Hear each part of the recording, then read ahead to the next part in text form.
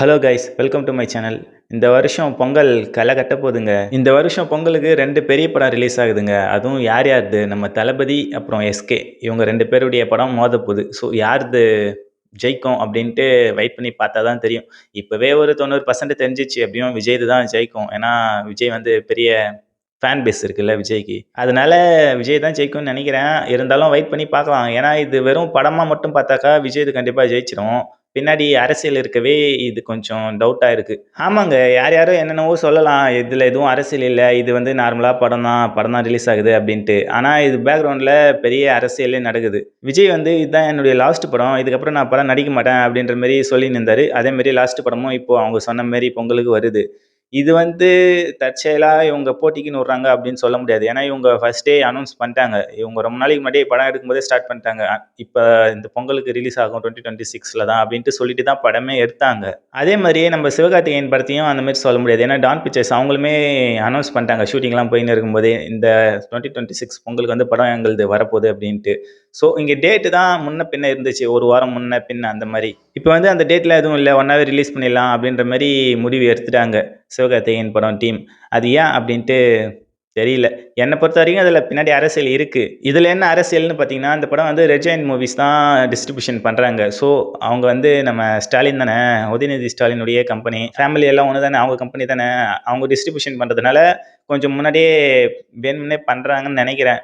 ஆனால் அதுக்கு அவங்க ஒரு மொக்க ரீசன் சொன்னாங்க.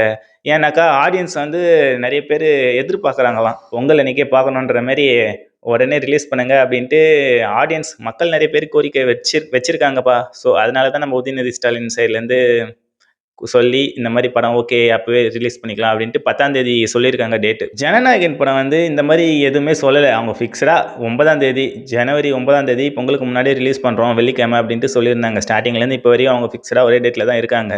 அது படம் எல்லா வேலையுமே முடிஞ்சிச்சு. அதுவும் இல்லாமல் இது வந்து வேலைலாம் கொஞ்சம் லேட்டாக தான் முடிஞ்சது பராசக்தி படம். இருந்தாலும் கொஞ்சம் டேட்டு தள்ளி இருந்ததையும் முன்னாடி கொண்டு வந்து வச்சிருக்காங்கனாக்கா இதுக்குள்ளே கண்டிப்பாக அரசியல் இருக்குது. ஏன்னா நம்ம தளபதி அதான் இது லாஸ்ட் படம் அரசியல் வந்துட்டாரு. அரசியலில் யாரை பற்றி எதிர்த்து பேசுறது? டிஎம்கே சைடில் சினிமாவே அவங்க கிட்ட தான் இருக்குது, முக்கால்வாசி சினிமா. ஸோ சினிமாலேருந்து வந்தவன் சினிமாவே அவங்க கையில் தான் இருக்குது. அதனாலே சினிமா விட்டு வந்திருப்பாருன்னு நினைக்கிறேன் இவர். அங்கே கொடுக்குற ப்ரெஷர் தாங்க முடியாமல் நானே ஒரு கட்சி ஆரம்பிக்கிறேன்டான்ட்டு வந்துட்டு இருப்பார் போல தளபதி. இப்போ வந்து இந்த தளபதி ஜனநாயகன் படத்தை வந்து டிஸ்ட்ரிபியூஷன் வந்து தனித்தனியாக ஒரே கம்பெனி இல்லாமல் அங்கங்கே பிரித்து கொடுத்து ஒரு வழியாக விற்று முடிச்சிட்டாங்க. இதுலேயே எவ்வளோ டைம் எடுத்துச்சு இதனாலே அந்த படம் டிஸ்ட்ரிபியூஷன் பண்ணுறதுக்கு. அப்படி இருந்தும் பண்ணி முடிச்சு இப்போ வந்து கரெக்டாக ஃபைனலாக வரும்போது நாங்களும் டேட்டில் வரோம் அப்படின்ட்டாங்க. 9ஆம் தேதி ஜனநாயகன் ரிலீஸ்னா 10ஆம் தேதி நாங்கள் ரிலீஸ் பண்ணுறோம்.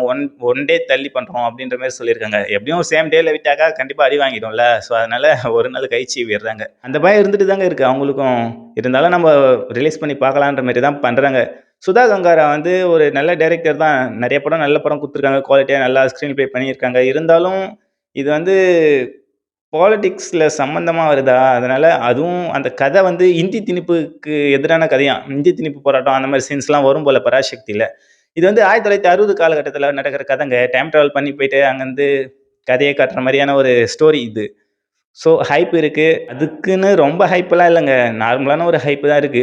ஆனா விஜய்யுடைய ஜனநாயகன் படம் வந்து அப்படி கிடையாது. அதுக்கு வந்து ஹைப்பு, கியூரியாசிட்டி அதுக்கு வந்து நெறைய இருக்குங்க ஹைப்பு ஜனநாயகனுக்கு. இவரு அரசியலுக்குமே வந்துட்டாரா, கண்டிப்பா இதுல அரசியல் அரசியல் சம்மந்தமான கதை தான் இந்த படமும். கண்டிப்பா சொல்லவே தேவையில்ல. இதுல நெறைய டயலாக் இருக்கும், நெறைய சீன்ஸுங்க இருக்கும். மக்களுக்கு வந்து எப்படி நல்வழியில செல்லணுன்ற மாரிலாம் நெறைய கருத்து சொல்லியிருப்பாங்க. மக்கள் ஜனநாயகன் படம் பேரே உங்களுக்கு தெரியுதுல்ல, இது எப்படியாப்பட்ட படம் அப்டின்ட்டு. ஸோ, அதனால இது வந்து ரொம்பவே முக்கியமான படமா இருக்கும் விஜய்க்கு. இப்ப வந்து இது நார்மல் படங்கள் போட்டி மாரி தெரியல. இவங்களுக்குள்ள ஒரு யார் பெருசுன்ற மாரி அவங்களுக்குள்ள ஒரு தன்மான சிக்கல்னு நெனைக்கிறேன். அதாவது எப்படி சொல்றதுன்னா, ஒரு மனப்பிரச்சனையா பார்ப்பாங்கன்னு நெனைக்கிறேன் இந்த படத்துடைய போட்டிய. பராசக்தி சைட்லேருந்து அப்படி பார்க்குறாங்களோ இல்லையோ மனப்பிரச்சனையா, ஆனா விஜய் சைட்லேருந்து கண்டிப்பா பார்ப்பாருங்க. ஏன்னா, இது அவங்க பிளான் பண்ணியிருக்காங்க கரெக்ட்டா. அரசியலுக்கு முன்னாடி 2 மாசத்துக்கு முன்னாடி இந்த மாரி ஒரு படம் ரிலீஸ் பண்றோம். எல்லார் கவனத்தையும் நம்ம இழுக்கிறோம் அப்படின்ற மாரிலாம் ஒரு பிளான் பண்ணி நல்லா கொண்டு வந்திருக்காரு. ஸோ, அவருக்கு கண்டிப்பா இந்த படம் ஓடுதோ இல்லையோ, ஆனா ஓரளவுக்கு கலெக்ஷன் அதிகமா எடுத்துடணுன்ற மாரி பிளான் பண்ணி வச்சிருந்திருப்பாருன்னு நெனைக்கிறேன். இந்த படம் டீமே அப்படிதான் இருக்கும். ஏன்னா, இவங்களுக்கு எத்தன டேஸ் ஓடுது அதெல்லாம் பெரிய விஷயம் இல்ல. இப்போ ஒரு 2, 3 நாள்ல எப்படி பார்த்தாலும் பாக்ஸ் ஆஃபிஸ் கலெக்ஷன் முக்காவாசி அடிச்சிடும் நம்ம தளபதி படம். அதுக்கு தாங்க இப்போ ஆப்பு வைக்கிற மாரி 2ண்ட் டேவே நம்ம பராசக்தி படத்த ரிலீஸ் பண்றாங்க டான் பிக்சர்ஸ். ஸோ அவங்களுமே உங்களுக்கே தெரியும் உதயநிதி டான் பிக்சர்ஸ் அவங்களுக்குள்ளுமே ஒரு கனெக்ஷன் இருக்குது. ஸோ ரெட் ஜெயண்ட் சொல்லவா வேணும், ரெட் ஜெயண்ட் டிஸ்ட்ரிபியூஷன் பண்ணுறாங்க. அதனாலேயே இப்போ இந்த படம் கலெக்ஷன் எடுக்கக்கூடாது அப்படின்ற மாதிரி இந்த படத்தை எப்படியாவது ஓட விடாமல் பண்ணணும் அப்படின்ட்டு தான் பிளான் பண்ணி பண்ணியிருக்காங்க டிஎம்கே சைட்லேருந்து. ஆனால் இதுக்கு நிறைய பேர் முட்டு கொடுத்துன்னு இருப்பாங்க, அதெல்லாம் உண்மை கிடையாது. இதுதான் என்னை பொறுத்த வரைக்கும் உண்மையாக இருக்கும். இந்த அளவுக்கு படத்துலலாம் ஏன் ப்ரோ இறங்கி இந்த அளவுக்குலாம் போட்டி போடணுமா அப்படின்னு கேட்டிங்கன்னா, அது எவ்வளோ கட்சி எவ்வளோ நல்லா இருக்குது டிஎம்கே, அதெல்லாம் இப்போ வந்து விஜயை பார்த்து பயப்படுமா அப்படின்னு கேட்டிங்கன்னா, இதாங்க உண்மை. கண்டிப்பா பயப்படுது. ஏன்னா, விஜய் இப்ப கட்சி ஆரம்பிச்சு அவருக்கு பின்னாடி இவ்ளோ கூட்டம் இருக்குன்னு தெரிஞ்சவொன்னே, எந்த கட்சியா இருந்தாலுமே பயப்படுவாங்க. யாரா இருந்தாலுமே பயப்படுவாங்க. எத்தன வருஷம் சீனியரா இருந்தாலுமே பயப்படுவாங்க. இப்ப கூட நம்ம என் சேனல்லயே வீடியோ போட்டிருப்பேன். Netflix வந்து ஒரு அந்த WBA வாங்குச்சுல்ல, அந்த வார்னர் ப்ரோஸ் கம்பெனி வந்து 100 வருஷம் பழமையானது. ஆனா, அந்த Netflix 1997ல தான் ஸ்டார்ட்டே பண்ணியிருக்காங்க. ஸோ எத்தன வருஷம்? 20 வருஷமே இன்னும் ஆவல. அதுக்குள்ள WBA வாங்கிட்டாங்க. ஸோ இங்க யார் சீனியரு அப்படின்றது முக்கியம் இல்ல. இப்போ இந்த ட்ரெண்டுக்கு ஏத்த மாரி யார் இருக்காங்க, நெறைய பேர் யார் கவர்றாங்க அதுதான் முக்கியம். அந்த மாரி தான் இப்போ பாலிடிக்ஸ்லயும் பார்க்கணும்.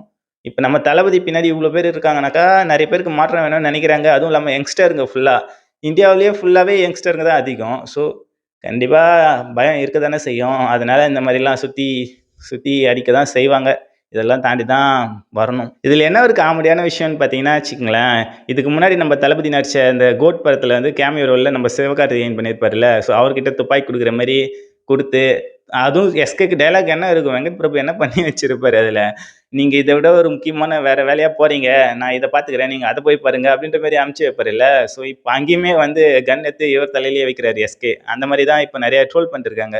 "நீ குத்த துப்பாக்கி உனக்கே இப்போ வேட்டு வைக்குது பாத்தியாப்பா" அப்படின்ற மாரி. எஸ்கே என்னங்க பண்ணுவாரு பாவம். அவர் வந்து ஒரு ஹீரோவா பண்ணியிருக்காரு அவ்வளோதான். அந்த ப்ரொடியூசருங்க தான் அவங்க தான் டேட்லாம் ஃபிக்ஸ் பண்றது எல்லாமே. அவங்க ப்ரொடியூசரு, அந்த டிஸ்ட்ரிபியூஷன் கம்பெனி அவங்களுக்குள்ள தான் எல்லா டீலிங்கும் இருக்கும். படம் விக்கிறது, வசூல் எடுக்கிறது எல்லாமே பிளான் பண்ணி பண்ணுவாங்க. ஹீரோலாம் சம்பளம் வாங்கி நடிச்சுட்டு சம்பளம் வாங்கிட்டு வந்துருவாரு. இப்போ சுதா கங்காராவும் எதுவும் பண்ண முடியாது. அவங்க டைரக்டர் மட்டும் தான். ஸோ ப்ரொடியூசர் கிட்ட தான் இருக்குது வேலை. ப்ரொடியூசருங்க யாரு? அவங்க தான் நம்ம பெரிய ஜாம்பவான்களாச்சே தமிழ் சினிமாவிலேயே. தமிழ் அரசியல்லயும் சரி, சினிமாவிலயும் சரி அவங்க கை தானே ஓங்கியிருக்கு. ஸோ அவங்க வேணும்னே தான் பண்றாங்க. இந்த படத்த வந்து இன்னொரு மாதிரியும் போர்ட்ரைட் பண்ண ட்ரை பண்றாங்க.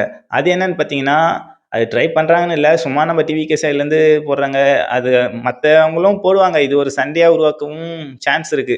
அதாவது தமிழ் தமிழ் இனத்தில தமிழ்நாட்ல ஒருத்தன் தமிழன் வந்து இப்போ அரசியல்ல நிக்கிறான். ஸோ அவன எதிர்த்து அந்த ஆந்திராவுல இருக்கிறவங்க ஆந்திரானா யாருன்னு பார்த்தீங்கன்னா, நம்ம சுதா கங்காரா, ஜெயம் ரவியும் ஆந்திரா தான். ஸ்ரீலீலா ஹீரோயினியா பண்ணியிருக்காங்கல்ல, அவங்களும் ஆந்திரா தான். ஸோ இவங்க எல்லாருமே சேர்ந்து நம்ம தமிழன வந்து எதிர்க்கிறாங்கன்ற மாரி.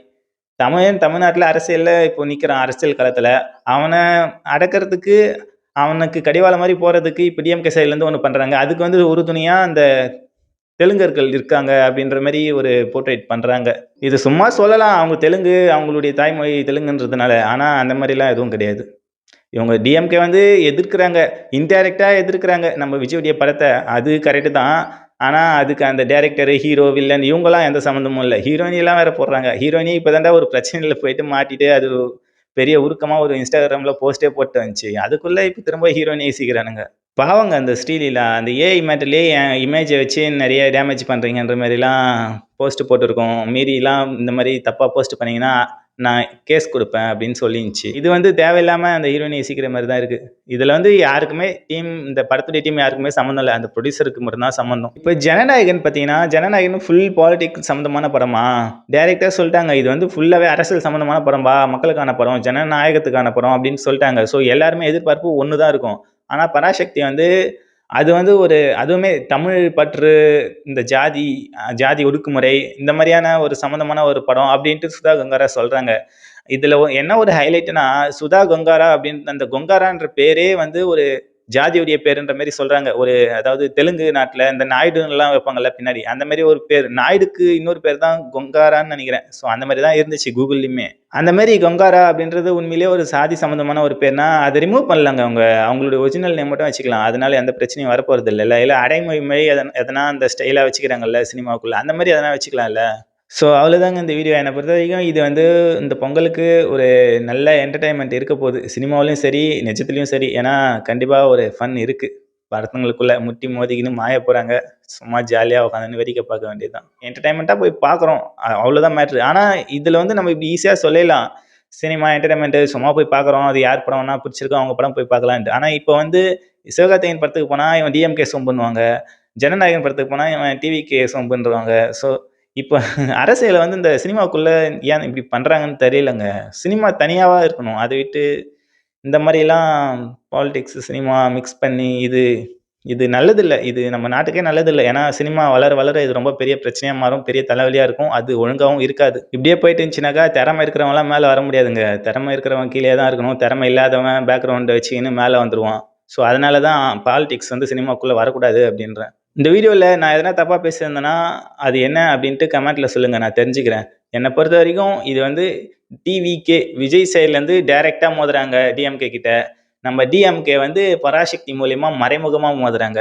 அவ்வளோதான் மேட்ரு. இப்போ இந்த பொங்கலுக்கு நடக்கிற போர்ல என்ன பொறுத்தவரைக்கும் டிவிகே தான் வின் பண்ணும்னு கெஸ் பண்றேன். பார்க்கலாம் யார் வின் பண்றாங்கன்னு. உங்களுக்கு யார் வின் பண்ணுவாங்க அப்படின்னு தோணுதுன்ட்டு கீழ கமெண்ட்ல சொல்லுங்க. டிவிகேவா இல்ல டிஎம்கேவா?